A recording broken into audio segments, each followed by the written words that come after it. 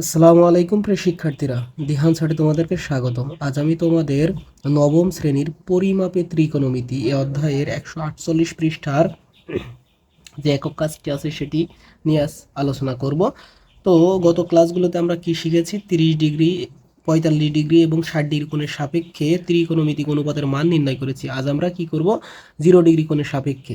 তো দেখো এখানে এ বি সি একটি সমকোণী ত্রিভুজ, ঠিক আছে? হ্যাঁ, এ বি সি একটি সমকোণী ত্রিভুজ। ত্রিভুজের এ কোণ, এই যে এ কোণ দেখতে পাচ্ছ, এই কোণ মান ক্রমশ ছোট হতে থাকলে, এটা যদি ক্রমশ যদি ছোট হতে থাকে, হ্যাঁ, বিসি দৈর্ঘ্য ক্রমশ ছোট হতে থাকবে। যখন ছোট হতে থাকবে, দেখো এখানে আছে, এবার যদি একটু ছোট করি, দেখো এখান থেকে নিয়ে যদি আরেকটু নিচে নামিয়ে দিই, তাহলে এই বিসি কিন্তু ছোট হতে থাকবে ক্রমশ।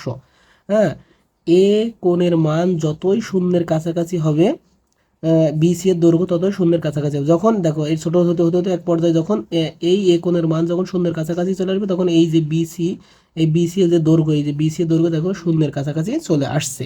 এক্ষেত্রে আমরা কি বলতে পারি? এ বিসি কোণ সাইন সমান সমান আমরা কি জানি যে বিপরীত বাহু বা অতিভুজ। তো দেখো বিপরীত বাহু কি? এই কোণের বিপরীত বাহু হচ্ছে তোমার এটা। তো বিসি, বিসি বা এসি, তো বিসি শূন্যের কাছাকাছি শূন্য, আর এসির ওয়ান ধরি, তো আমরা কি হবে? তাহলে জিরোকে যদি ওয়ান দিয়ে ভাগ করা হয়, তাহলে জিরো এর কাছাকাছি জিরো হবে, ঠিক আছে? তো এক্ষেত্রে এসি এর দৈর্ঘ্য প্রায় এ বি এর সমান হবে। হ্যাঁ, এসি, এই দেখো, যখন দেখো এই এসি কিন্তু এ বির থেকে বড়, যখন ছোট হতে হয়েছে ধীরে ধীরে, তখন দেখো এই এ এসি বাহু কিন্তু এ বি এর সমান হয়ে গেছে, ঠিক আছে? তো কজ সমান আমরা কি জানি? সন্নিহিত বাহু বাই অতিভুজ। তো সন্নিহিত বাহু, সন্নিহিত বাহু কি? এর সন্নিহিত বাহু হচ্ছে A B, A B by AC, অতিভুজ আছে এসি। তো এর ওয়ান ওয়ান ভাগ করলে তোমার ওয়ানই হয়। তো দেখো এখন এই ধারণাটি আমাদেরকে এ ইকুয়ালস টু 0 ডিগ্রি এর ক্ষেত্রে সাইন এবং কজের কে সংজ্ঞায়িত করতে সাহায্য করে, এবং তখন আমরা লিখতে পারি সাইন এ সমান সমান 0 আর কজ এ সমান 1। এখন আমরা একক কাজটি সমাধান করব। একক কাজে দেখো, এই দুইটার মান তোমরা পেয়েছি, এই দুইটার মান দিয়ে আমরা ট্যান কট সেক সিএসসি এর মান বের করব। দেখো প্রথম আমরা দুইটা মান লিখে নিই। সাইন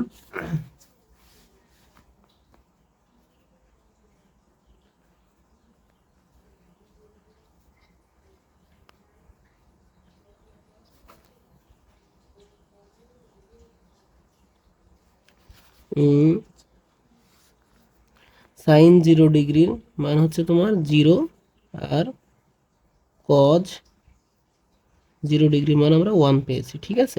এখন আমরা কি বের করব? ট্যান কট সেক সিএসসি, ট্যান, এই দুইটার মান দিয়ে আমরা বের করতে পারবো ট্যান 0 ডিগ্রি মান। আমরা ট্যান সমান সমান কি জানি জানো ভাইয়া? যে সাইন বাই কজ। তো সাইন 0 ডিগ্রি আর কজ 0 ডিগ্রি। তো দেখো ভাইয়া, সাইন 0 ডিগ্রি মান আমরা কি জানি? 0, আর আর কজের 1। তো এখানে যদি 0কে ভাগ করলে 1 দিয়ে, তাহলে তোমার 0ই হয়, ঠিক আছে? তাহলে ট্যান 0 ডিগ্রি মান 0। এবার আসি কটে। কট, কট হচ্ছে যে ট্যানের উল্টা। তো আমরা কজ 0 সাইন 0, তো কজের মান হচ্ছে তোমার কি? 1, আর সাইনের 0। দেখো ভাইয়া, 0 দিয়ে কাউকে ভাগ করা যায় না, ঠিক আছে? তো এটার মান সবসময় কি হয়? অসংজ্ঞায়িত।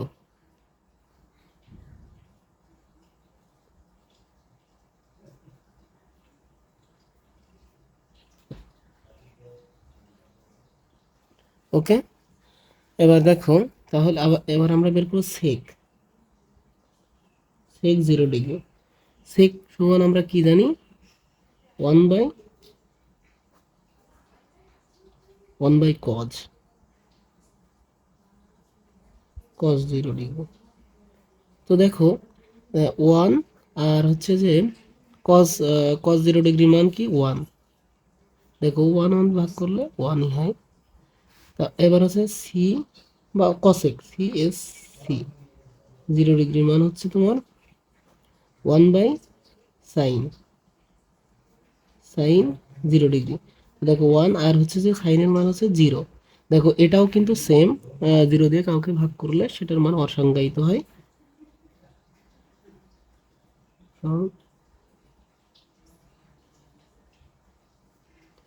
দেখো ভাই, আমরা 0 ডিগ্রি কোণের ধরে আমরা মান বের করেছি।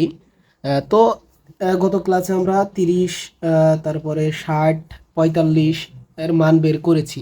এখন এইগুলো কিন্তু তোমাদেরকে এভাবে জাস্ট প্রমাণার্থে আমরা ক্লাসগুলো দেখাচ্ছি, কিন্তু তোমরা এগুলো কিন্তু মুখস্থ করে নিতে হবে। এখানে দেখো একটা ছক আছে 149 পৃষ্ঠা, এই ছকটা কিন্তু খুব ভালোভাবে মুখস্থ করতে হবে। দেখো আমরা বের করেছিলাম যে কট 0 ডিগ্রি মান অসংজ্ঞায়িত। দেখো কট 0 ডিগ্রি মান দেখো অসংজ্ঞায়িত। তারপর দেখো সিএসসি, সিএসসি, দেখো সিএসসির 0 ডিগ্রি মানে অসংজ্ঞায়িত, দেখছো। তারপর সেকের মানগুলো 1 বের করেছি, দেখো সেক, ওই দেখো 1। তারপর দেখো tan 0, দেখো tan 0। এবার দেখো জাস্ট আমরা এটা আছে প্রমাণার্থে বের করেছি, কিন্তু তোমাদেরকে মুখস্থ করে নিতে হবে। এই ছকটা তোমরা খুব সুন্দর করে মুখস্থ করবে। আজ এই পর্যন্তই। ভালো থেকো, সুস্থ থেকো। নেক্সট ক্লাসে আবারও দেখা হবে, কথা হবে। আসসালামু আলাইকুম ওয়া রাহমাতুল্লাহ।